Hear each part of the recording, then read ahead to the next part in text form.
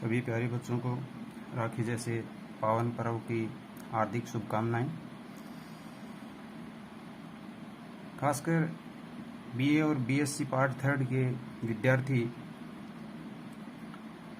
जो आप लोगों की एग्ज़ाम अभी 24/8/2021 को होने वाली है, इसी एग्ज़ाम में ज्योग्राफी पार्ट सेकंड जो अपना भारत का भूगोल लगता है उस विषय का एक मॉडल पेपर तैयार करके लेके आए हैं। तो प्यारे लाडलो, आपसे मेरी यह विनती रहेगी सभी से कि इतने मैटर को बड़ी शिद्दत से बड़े ढंग से तैयार कर लें आप, जिसमें मैंने बड़े और मीडियम साइज़ के जो क्वेश्चन हैं उनको बड़े ठीक से तैयार कर दिया है, पर छोटे वाले जो क्वेश्चन हैं उन क्वेश्चंस की कोई गारंटी नहीं, क्योंकि बहुत बड़ा इतना बड़ा जो अपना विषय है, इस विषय में कहीं से कोई भी क्वेश्चन जो है वो एग्जामिनर अपनी इच्छा से बना सकता है। तो इस इतने मैटर को जो मैंने बड़े संभाल के तैयार किया है, इसको प्लीज़ 24/8 को आप सभी लोग तैयार करके पहुँचें। और मेरा आपसे एक निवेदन सर्वप्रथम मैं आपसे कर देता हूँ, कुछ ऐसे विद्यार्थी जो बेचारे इस कोविड के कारण कम पढ़ पाए हैं, तो आप उन तक के इस मैटर को शेयर कर दें ताकि वहाँ तक पहुँचे, तो वो थोड़ा उनको पढ़ करके आ जाएं, उनको ज़्यादा परेशानी ना हो। क्योंकि एग्ज़ाम का जो मैटर है वो अपना इतना इजी पेपर कर दिया है इस बार कि पूरे का पूरा मैटर इसमें से आ जाएगा आपका 100%। अगर हम छोटे क्वेश्चन की बात ना करें तो 100% इसी में से आ जाएगा। इसलिए आप प्लीज़ उन सारे विद्यार्थियों को जो आप जानते हैं अपने साथी हैं, उन साथियों तक पहुंचाने का कष्ट करें। ये मेरी आपसे विनम्र विनती रहेगी। तो देखिए, सर्वप्रथम मैं आपको फिर से आगाह कर देता हूँ, ये एक मॉडल पेपर है। मॉडल एज ए मॉडल ही होता है, फिर भी आएगा क्वेश्चन इसमें से ही आ जाएगा सारा। ज्योग्राफी का जो पार्ट सेकंड है, इंडिया की ज्योग्राफी, उसमें देखिए हम सबसे पहले बड़े क्वेश्चन से स्टार्ट कर देते हैं। तो खंड से, जैसा कि आप लोगों को बताया गया है, प्रवेश पत्र पे लिखा हुआ है, एकदम से स्पष्ट निर्देश दिए गए हैं कि खंड से में कुल 1 प्रश्न हल करना है। आपको टोटल कई सारे 5-6 क्वेश्चन दिए मिलेंगे, जिस 5 क्वेश्चन में से केवल एक क्वेश्चन आपको हल करना है, जो बहुत ईजी रहता है, एकदम से ईजी रहता है। तो देखिए, उनमें सबसे पहला क्वेश्चन अपना है भारत का भौतिक विभाजन। जो भी भौतिक विभाग हैं भारत का, फिजियोग्राफिक डिवीजन जो किए गए हैं इंडिया के, उन भौतिक विभागों को विभाजित करते हुए किसी एक का विस्तार से वर्णन कीजिए। किसी एक का विस्तार से वर्णन करने का तात्पर्य ये है कि आप जो एसपी चटर्जी ने भारत के इन भौतिक विभागों को बांटा है, कुल 5 बड़े भागों में, या एसपी चटर्जी 4 ही भागों में बांट देते हैं, उन जो 4 या 5 भागों में बांटा गया है, उन भागों में से किसी एक का विस्तार से वर्णन करना है। प्लीज़ थोड़ा सा ध्यान दें, छोटा, मीडियम या बड़ा क्वेश्चन, उनमें भी जो ये 5 भाग हैं, उन 5 भागों में से किसी एक भाग का पूछ भी सकता है। जैसे हिमालय का पूछ सकता है आपसे कि भारत के भौतिक विभागों में विभाजन करते हुए हिमालय का विस्तार से वर्णन कीजिए, प्रायद्वीपीय पठार का विस्तार से वर्णन कीजिए, या उत्तर के विशाल मैदान का वर्णन कीजिए। ये 3 इंपॉर्टेंट पार्ट बनते हैं इनके। इन 3 इंपॉर्टेंट पार्ट में से क्वेश्चन पूछ सकता है। पांचों भौतिक विभाजन जो भौतिक विभाग हैं, उन विभागों में से इन 3 को बड़े अच्छे ढंग से तैयार कर लें आप, ताकि आपका क्वेश्चन कहीं से कोई गलत होने के चांस ही ना बचे। उसके बाद दूसरा आपका क्वेश्चन बनता है, जो काफ़ी इम्पोर्टेंट क्वेश्चन होता है, भारतीय मानसून की उत्पत्ति। भाई, ओरिजिन कैसे होता है इंडिया का जो मानसून है, ये इसकी उत्पत्ति कैसे होती है, इनकी विशेषता। उत्पत्ति में आपको सिद्धांत बताने हैं, उनके बाद उनकी विशेषता, कि इनकी विशेषता क्या है, भारतीय मानसून की विशेषता बताते हुए भारतीय कृषि पर इसका प्रभाव, ये जो मानसून है इसका भारतीय कृषि पर प्रभाव बताना है कि इम्पैक्ट क्या रहता है इंडिया की कृषि पर। और इंडिया की कृषि पर इम्पैक्ट है तो आर्थिक रूप से इसका क्या महत्व है। ये एक बड़ा क्वेश्चन जो लिया गया है, जो काफ़ी ज़्यादा, वैसे क्वेश्चन एक ही बनता है ये, तो एक ही क्वेश्चन में ये 3-4 चीज़ों को एक साथ समाहित कर लिया गया है। तो ये क्वेश्चन बड़े अच्छे से ढंग से तैयार कर लें और इनकी व्याख्या कीजिए।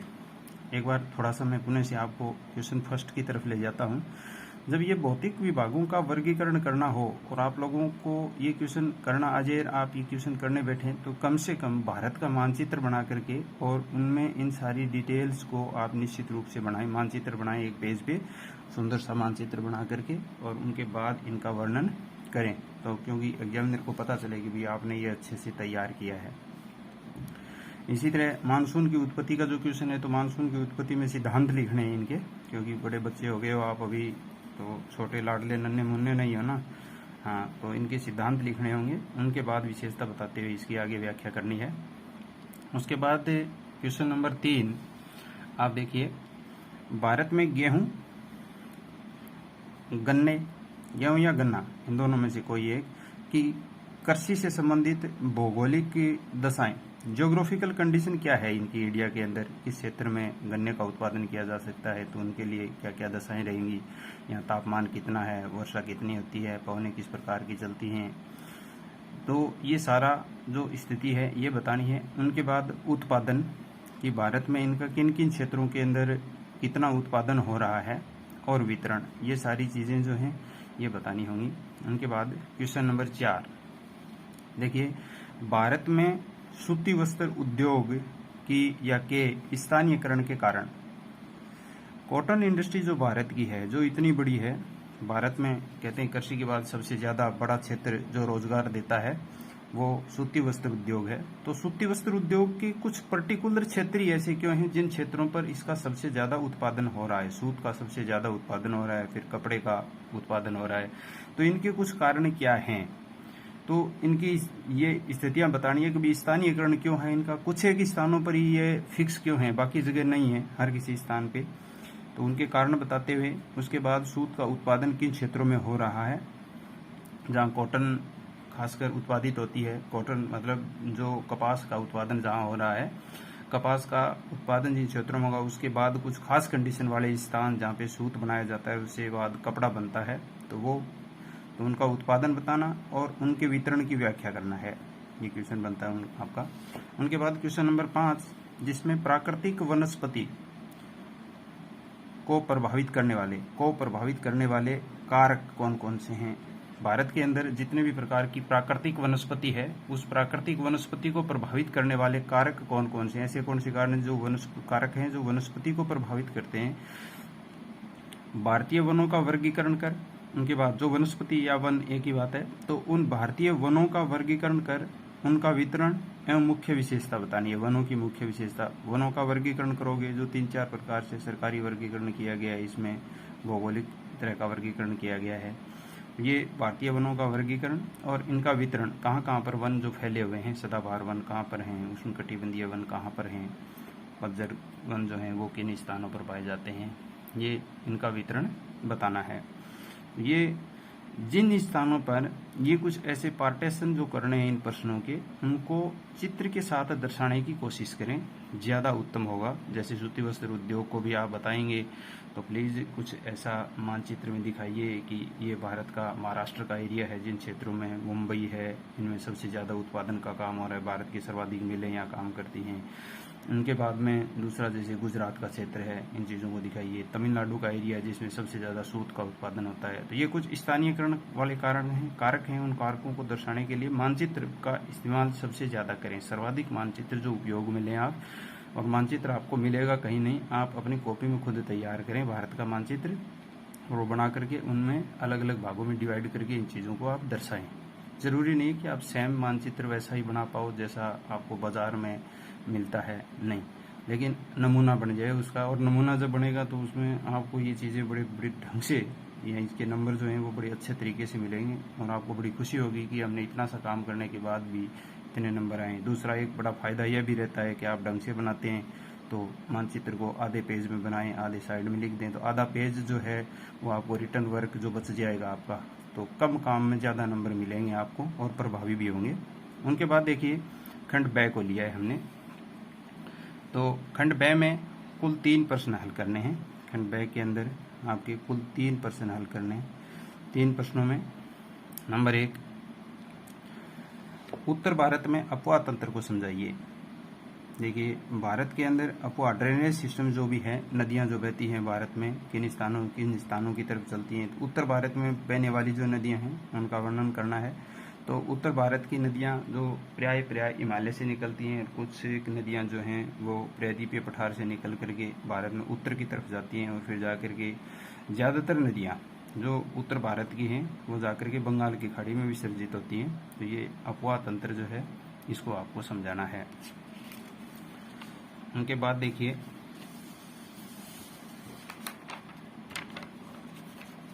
क्वेश्चन नंबर 2 जो आपका है,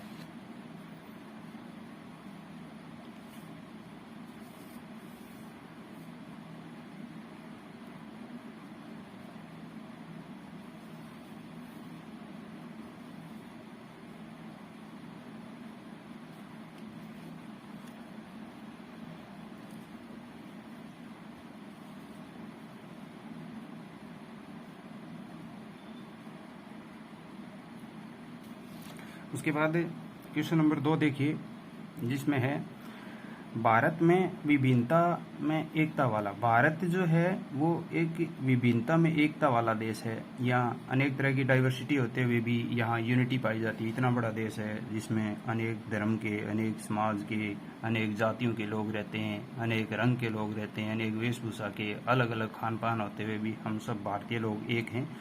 ये कैसे, इस चीज़ को आपको समझाना होगा कि भाई ऐसा सारा कुछ, इतनी विभिन्नताएं होते हुए भी हम सारे भारतीय लोग जो हैं वो लास्ट में अंतिम रूप से एक ही हैं, अपना देश एक है। उनके बाद क्वेश्चन नंबर 3 है ऊर्जा संसाधन। कोयला कितने प्रकार का होता है? कोयला एक जो ऊर्जा का संसाधन है, ये कितने प्रकार का पाया जाता है? तो 4 कोयले के प्रकार हैं, वो बताने हैं। और इस कोयले का भारतीय अर्थव्यवस्था में इम्पोर्टेंस क्या है, महत्व क्या है? तो मेरे प्यारे लाडलो, इस चीज़ को ध्यान देना है। ऊर्जा एक आदमी से लेकर के हमें भी ऊर्जा की जो आवश्यकता है उसी से अपनी बॉडी संचालित होती है। कोई भी देश जिस देश में जितनी ज़्यादा एनर्जी होगी वो एनर्जी से ही वो देश चलता है। बिना एनर्जी के, बिना ऊर्जा के कुछ नहीं हो सकता। तो ऊर्जा एक इम्पोर्टेंट साधन है किसी देश की अर्थव्यवस्था के लिए। सारे जितने भी उद्योग हैं वो सारे कोयले से चलते हैं, या बिजली से चलते हैं तो बिजली कोयले से बनती है। ये सारे अनेक प्रकार के अन्य कारण हैं। तो इसका बहुत बड़ा महत्व है, ये आपको समझाना है। उनके बाद क्वेश्चन नंबर 4, भारत को कितने कृषि प्रदेशों में विभाजित किया जाता है? कृषि प्रदेशों में जो भारत को 10-11 कृषि प्रदेश हैं, उन एग्रीकल्चर रीजन में बांटना है। यहाँ प्रदेशों में अनेक तरह से बांटा जाता है। देखो, जलवायु में भी बंटवाता है, फिजिकल डिवीजन में भी बंटवाता है, क्लाइमेट है, एग्रीकल्चर है। तो हमें कृषि के जलवायु जो प्रदेश हैं उनको हम जब देखें तो कितने भागों में विभाजित किया जाता है, ये बात आपको बतानी है।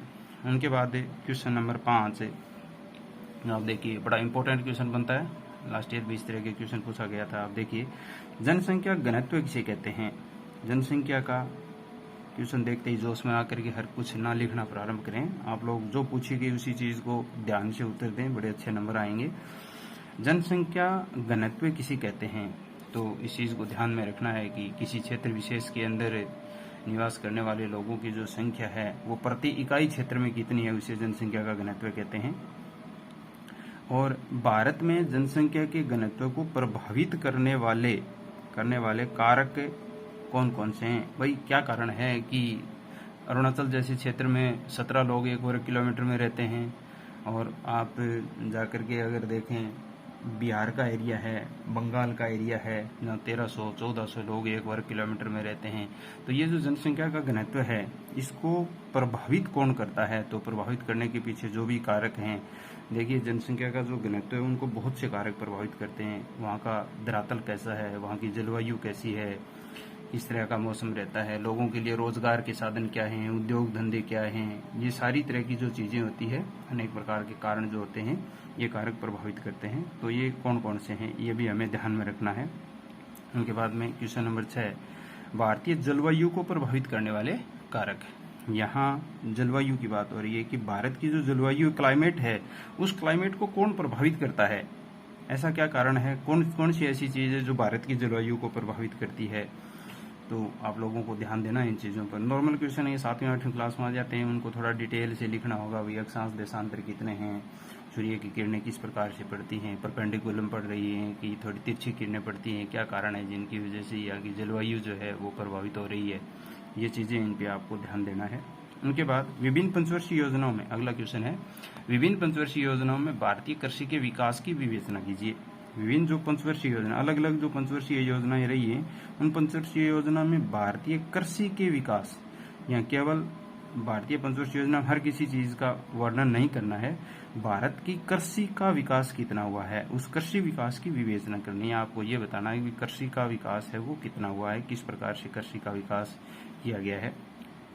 तो ये आपका सेक्शन ब था। अब देखिए इनमें से ऑलमोस्ट सारे के सारे प्रश्न जहाँ तक मेरा मानना है गैस है, फिर भी मेरा मानना है कि पूरे का पूरा पेपर आपका ये कवर करेगा। तो आपको इन चीज़ों को ध्यान में रखना है। उसके बाद भी आप लोगों को मैं पार्ट ए के भी मैंने कुछ क्वेश्चन तैयार किए हैं, ऐसे हताश ना हो।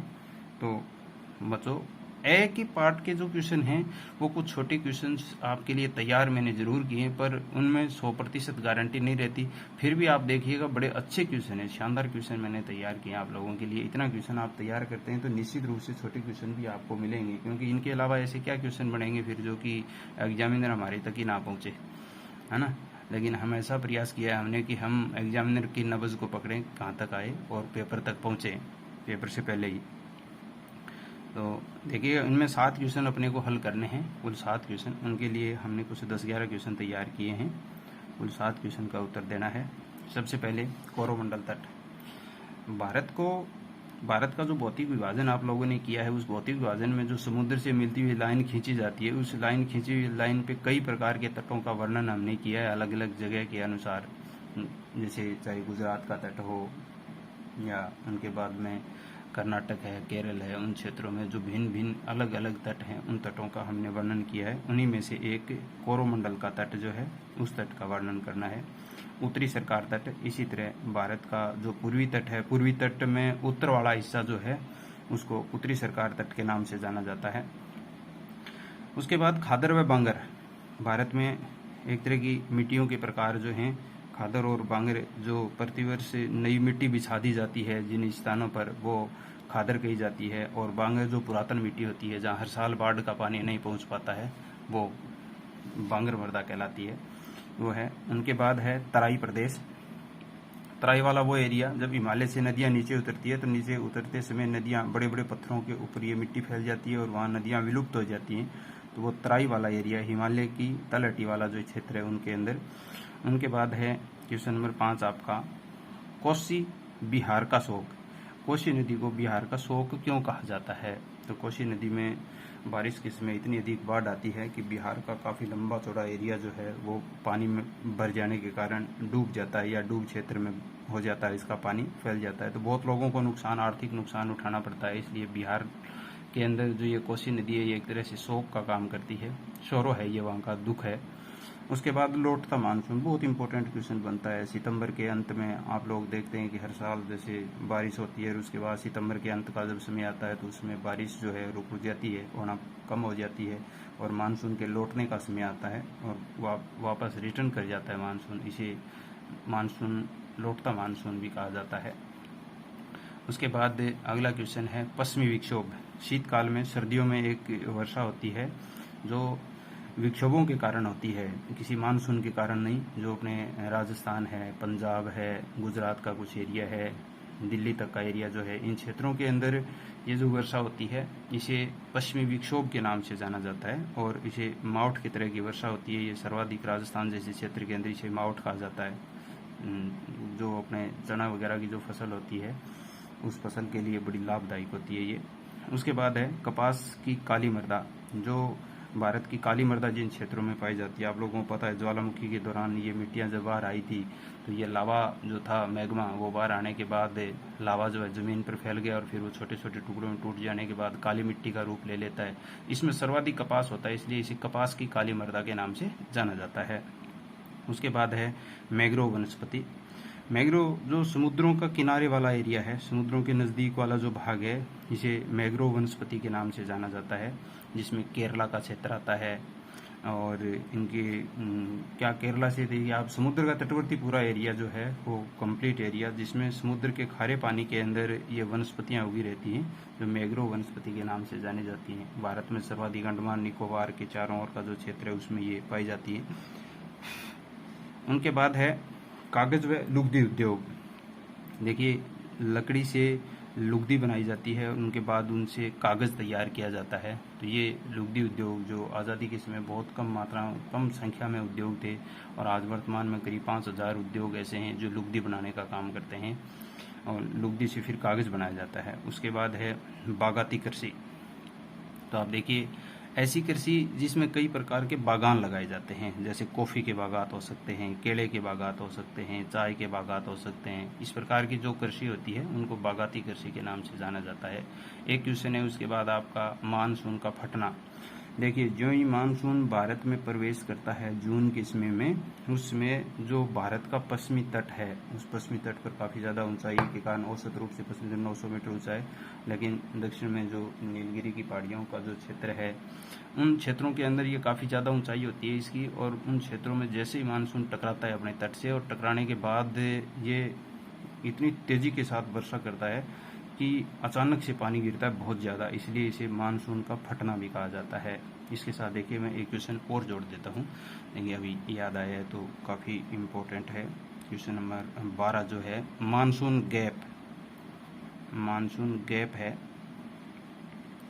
मानसून गैप वो समय होता है जब लगातार बरसात होती रहती है, और वर्षा होते होते कुछ समय बीच में ऐसा निकल जाता है 15-20 दिन का, जो करीब अगस्त के महीने में, और उसमें बारिश नहीं होती है, तो इसे मानसून गैप कहा जाता है। मानसून गैप का मतलब अंतराल आ जाता है बीच में।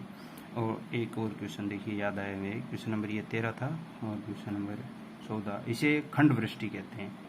आप ध्यान दीजिएगा, खंड वृष्टि, ये जो खंड वृष्टि, ये वो वृष्टि होती है जो बारिश तो होती है लेकिन टुकड़ों में होती है। अगस्त के महीने में ही, शुरुआती समय में तो क्या होता है कि बारिश होती है, और फिर अगस्त के महीने में वृष्टि कुछ कुछ टुकड़ों में, किन्हीं किन्हीं स्थानों पर होती है, खंडों में, अलग अलग खंडों में होने के कारण इसे खंड वृष्टि के नाम से जाना जाता है। तो ये भी काफ़ी इम्पोर्टेंट रहता है। इसी के साथ एक क्वेश्चन और था, जो वृष्टि छाया प्रदेश, ये 15 नंबर क्वेश्चन होगा, वृष्टि छाया प्रदेश। वृष्टि छाया प्रदेश वो क्षेत्र है, देखिए, जिनमें बारिश नहीं होती है, छाया पड़ जाती है वृष्टि की। जैसे पश्चिमी तट है भारत का, तो पश्चिमी तट से जब मानसून पश्चिम से भारत में अरब सागर से आता है, और आते समय उस तट के ऊंचाई वाली पहाड़ियों पर तो वर्षा करता है, और उनका पूर्वी तट जो होता है, उस पूर्वी तट पर बारिश नहीं करता है, जिसमें अपने कर्नाटक का काफ़ी लंबा चौड़ा क्षेत्र आ जाता है, उस क्षेत्र में बारिश नहीं होती है, तो वो वृष्टि छाया प्रदेश कहलाते हैं। एक तरीके से ऐसा लगता है जैसे बारिश की छाया पड़ गई यहाँ, और इसकी वजह से वर्षा नहीं हो पाई है। तो प्यारे लाडलो, देखिए, मैंने आपको ऑलमोस्ट जो क्वेश्चन हैं वो बड़े ढंग से तैयार करके दिए हैं, और मेरा निवेदन रहेगा आपसे कि इनको बड़े अच्छे तरीके से तैयार कर लें। तो जहाँ तक मेरा मानना है, इसमें से करीब सारे के सारे क्वेश्चंस आपको जो हैं वो मिल जाएंगे, लेकिन इनको बड़े अच्छे से तैयार कर लें। ऐसा नहीं हो कि वहाँ जाने के बाद आप लोगों को याद आए कि सर ये काश हम याद कर लेते, तो ये पेपर तो सारा वही आ गया। ठीक है, इसलिए आप सभी को धन्यवाद। लेकिन उन विद्यार्थियों तक भी पहुंचा दें आप पेपर, जो नहीं पहुंच पाए, आपकी पहुंच में या मेरी पहुंच में नहीं है, वो विद्यार्थी उन तक भी इस पेपर को पहुंचा दें, ताकि वो भी इसको तैयार कर लें। लंबा थोड़ा मैटर नहीं है, इसको तैयार कर लें। आज का आपका समय रहेगा, 2 दिन का समय पड़ा, तो अभी इसके साथ ही धन्यवाद। शेयर ज़रूर कर दें उन तक। Thank you.